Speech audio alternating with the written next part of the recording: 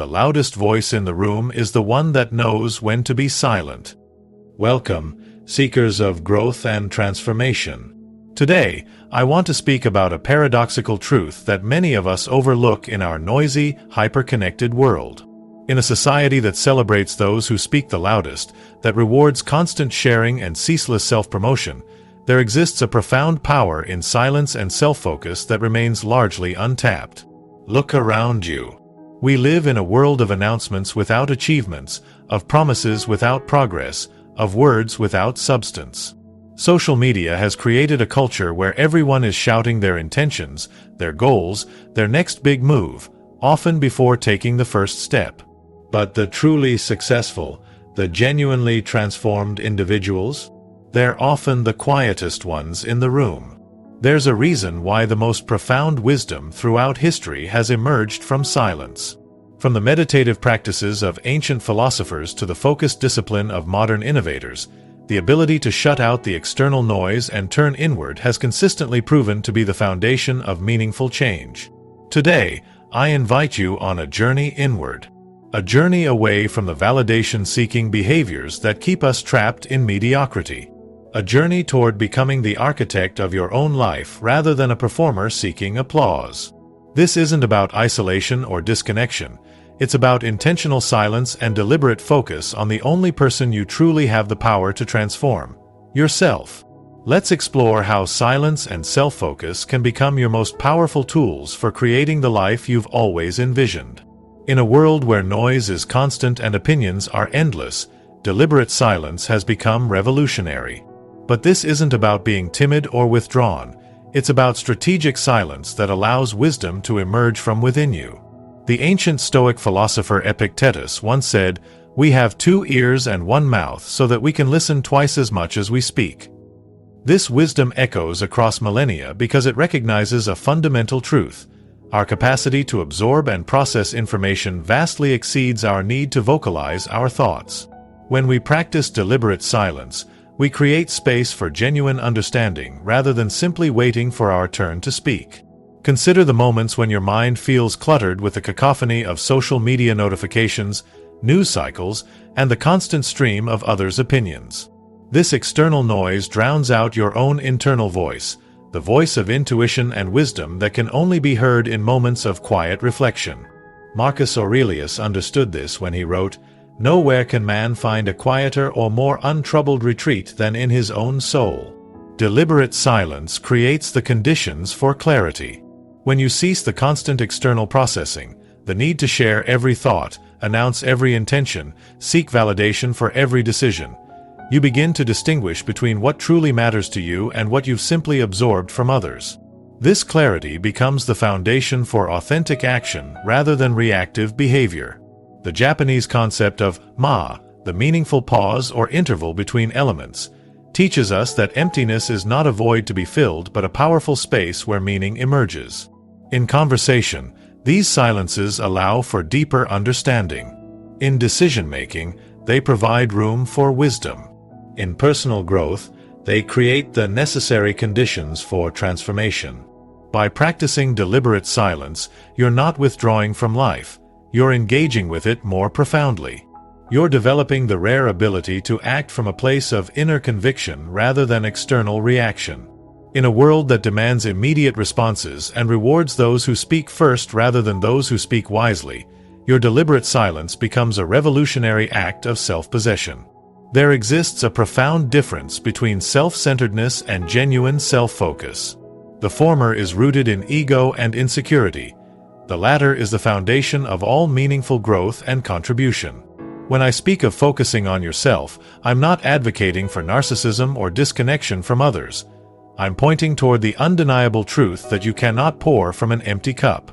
The philosopher Aristotle understood this when he developed his concept of eudaimonia, often translated as flourishing or well-being. He recognized that to live a good life, one must develop excellence of character through deliberate practice and self-discipline. This wasn't selfishness. It was the understanding that by becoming your best self, you create the conditions for serving others authentically. When you redirect the energy typically spent on external concerns, what others think, how you compare, Whether you're receiving adequate recognition, toward your own development, something transformative happens. You begin to measure yourself not against others but against your previous self. This shift in focus eliminates the toxic comparison that breeds either false pride or unnecessary shame. Consider the oxygen mask principle we hear about in every pre-flight safety briefing. Secure your own mask before helping others. This isn't selfish, it's the recognition that you cannot be of service when you're depleted. Similarly, focusing on your own growth, healing, and development isn't selfish. It's the prerequisite for making your greatest contribution.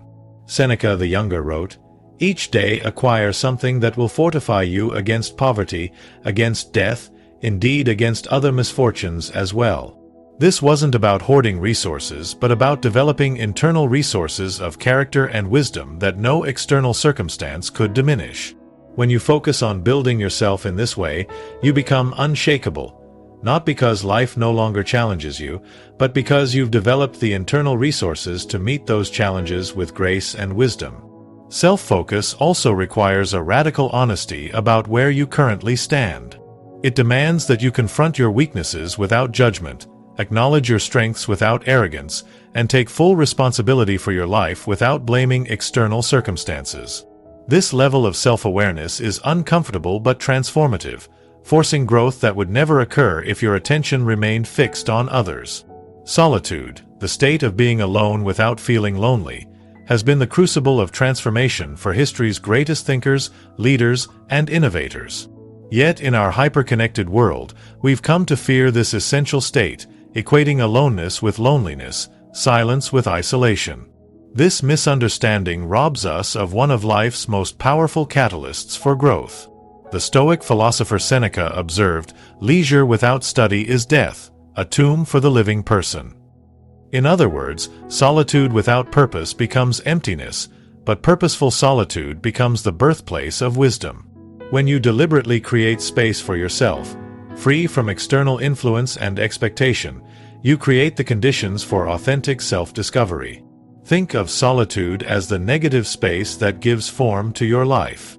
Just as a sculptor understands that the empty spaces define the sculpture as much as the material itself, the deliberate pauses in your social engagement define and shape who you are becoming. These moments of solitude aren't about isolation but about integration, processing experiences, synthesizing knowledge, and aligning your actions with your deepest values. Psychologists now recognize what philosophers have always known. The mind requires periods of unstructured thought to consolidate learning and generate insight.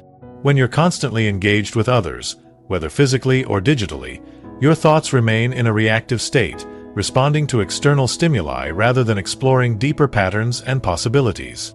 The discipline of solitude creates the mental space necessary for creativity and innovation. This discipline also builds self-reliance and emotional resilience. When you learn to be comfortable in your own company, to sit with your thoughts without distraction, you develop an inner stability that cannot be shaken by the opinions or absence of others. As Ralph Waldo Emerson noted, "It is easy in the world to live after the world's opinion. It is easy in solitude to live after our own. But the great man is he who in the midst of the crowd keeps with perfect sweetness the independence of solitude." The practice of solitude doesn't require grand gestures or extended retreats, though these can be valuable. It begins with small moments: a morning walk without your phone, a meal eaten mindfully without distraction, an evening spent in reflection rather than consumption. These seemingly insignificant practices gradually rebuild your capacity for deep thought, creating a reservoir of wisdom that informs your actions and relationships. There exists a curious phenomenon in human psychology. The premature sharing of goals provides a satisfaction so similar to achievement that it actually decreases our motivation to put in the necessary work. When we announce our intentions to the world and receive immediate validation, our brain experiences a reward that can substitute for the deeper satisfaction of actual accomplishment. The ancient Stoics understood this when they advocated for living quietly by example rather than proclamation. Epictetus advised, "Don't explain your philosophy. Embody it." This wisdom recognizes that words are easy, but consistent action requires genuine commitment. When you focus on silent implementation rather than public declaration, you protect your nascent ambitions from the withering effect of premature exposure. Consider the difference between two approaches to transformation. The first person announces to their entire social circle that they're writing a book, beginning a fitness journey, or starting a business. They receive immediate encouragement, advice, and attention. The second person says nothing, but dedicates themselves to daily practice, gradual improvement, and consistent action. Months later, the first person is still talking about their plans, while the second quietly presents their completed manuscript, transformed physique, or functioning enterprise. This isn't merely about avoiding embarrassment if you fail to follow through. It's about understanding the psychological mechanisms that drive achievement. When you work in silence, you develop what psychologists call intrinsic motivation, the drive to pursue something for its inherent satisfaction rather than external reward. This motivation proves far more durable than the fleeting dopamine hit of social media approval. The philosopher Ludwig Wittgenstein famously stated, "Whereof one cannot speak, thereof one must be silent." While he was referring to philosophical limits, this principle applies powerfully to personal development. Until your actions have created something substantial, there is nothing meaningful to say. The world doesn't need more announcements. It needs more embodied wisdom and demonstrated excellence. Silent achievement also protects your work from the distortion of premature feedback. When you share your goals or early efforts too soon, others' opinions, however well-intentioned, can pull you away from your unique vision or authentic voice. By working in private until your idea, skill, or creation has substantive form, you ensure it reflects your genuine intention rather than a committee-approved version of your original impulse. Perhaps the most insidious barrier to authentic growth is our cultural addiction to external validation. From childhood, we're conditioned to seek approval from parents, teachers, peers, and eventually, the amorphous audience of social media. This dependency creates a life lived according to others' expectations rather than our own deepest values and aspirations. The Stoic philosopher Epictetus recognized this when he wrote, "Make it your goal to desire what is in your control." External validation, the opinions, approval, and recognition of others, remains forever outside your control. By anchoring your sense of worth to these unpredictable external factors, you surrender your peace of mind to forces you cannot influence. Internal validation, by contrast, emerges from alignment between your actions and your values. When you live according to principles you've thoughtfully chosen, when you meet standards you've consciously set, you develop a form of self-respect that cannot be given or taken away by others. This isn't about lowering your standards or avoiding accountability. It's about relocating the source of that accountability from external approval to internal integrity. Consider how many life decisions are made primarily to impress others or earn their approval. Career paths chosen to please parents, relationships maintained to satisfy social expectations, possessions acquired to signal status. These externally motivated choices often lead to what philosophers call quiet desperation, a life that looks successful from the outside but feels empty from within. The 19th century philosopher Soren Kierkegaard described this phenomenon as despair, which he defined not as sadness but as a misalignment between one's authentic self and one's lived experience. He wrote, "The greatest hazard of all, losing oneself, can occur very quietly in the world, as if it were nothing at all." This loss happens gradually as we make decision after decision based on external validation rather than internal truth. Building a life guided by internal validation requires radical honesty about what truly matters to you, not what you've been conditioned to value. It demands the courage to disappoint others in service of your own integrity. Most challengingly, it requires developing the capacity to sit with discomfort when your choices don't receive the validation you've been trained to seek. This shift from external to internal validation doesn't happen overnight. It begins with small decisions, saying no to obligations that don't align with your values, pursuing interests that genuinely excite you rather than impress others, expressing opinions that reflect your actual thoughts rather than what you think others want to hear. With each authentic choice, you strengthen your capacity for self-reference, gradually building a life that reflects your unique purpose rather than others' expectations. As we come to the end of our time together, I want you to reflect on a fundamental truth. The most profound transformation always happens in silence.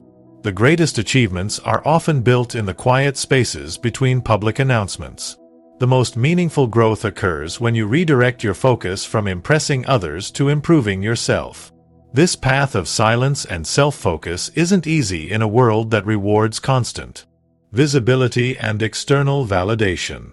It requires courage to step back from the noise, discipline to work without immediate recognition, and wisdom to find value in the journey rather than just the destination. But this path leads to something far more valuable than fleeting applause. It leads to a life of authentic power and genuine purpose. Remember that your silence isn't emptiness. It's the fertile ground where your greatest contributions will take root. Your focus on yourself isn't selfishness. It's the necessary foundation for meaningful service to others. Your choice to build in private isn't hiding. It's strategic preparation for lasting impact. As you leave this space today, I challenge you to embrace the power of strategic silence.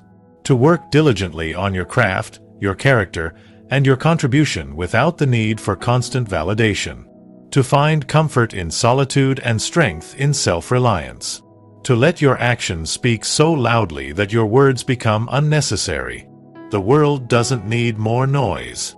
It needs more people who have done the quiet work of becoming their best selves, people who bring wisdom instead of just information, depth instead of just visibility, substance instead of just style.